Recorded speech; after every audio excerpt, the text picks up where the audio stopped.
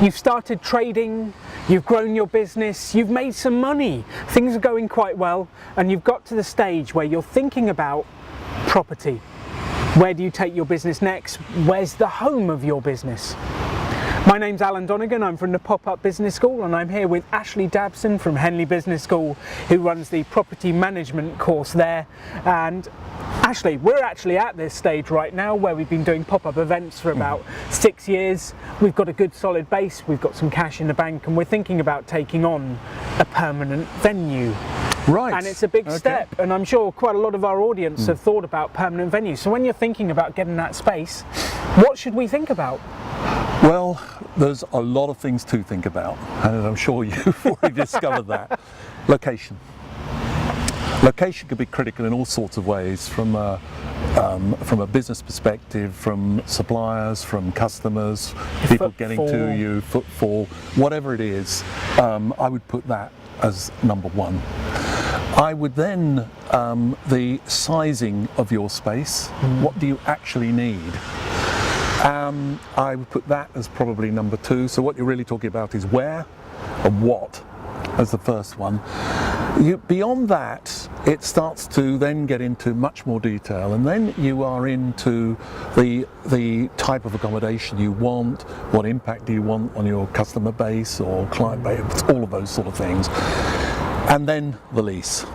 And I'm assuming it'll be a lease, you're not buying a freehold. No. And the key here, and I can't stress this enough, is do your homework. Due diligence is crucial. You need to make sure you fully understand what your commitments are, what you're in for. It's not just a case of what rent you're paying. It's all sorts of things like the rent reviews, basically how long the term of the lease, how long you're going to be committed for. Do you want to be committed for very long, or do you want just 1 or 2 years, something like, something fairly short? But it's a real challenge. If you're taking on a 10-year lease, how do you know what the business environment is going to be like? The other problem, you don't. You really don't. And the problem you have is that when you try and reduce the term, you will tend to find that the rents rise. Landlords have an issue of voids, they worry about that, and one of the things they want to make sure about is that they get their rent. They get their rent. And I think the key thing here is that you can expect to pay more for that flexibility. My advice, it's probably worth it. And it depends on the business. Again, it depends on the level of investment you're putting into it. Certainly for manufacturing and things like that, then you may want longer terms because the amount of investment in there and various other uses. But generally, keep it short. Agility. Don't lose your freedom to change, your freedom to react to the market because of real estate is really my advice. On the leases, if I could just continue with that a bit, you need to look at things like service charges, your repairing liabilities, your insuring liabilities, your car parking and the arrangements.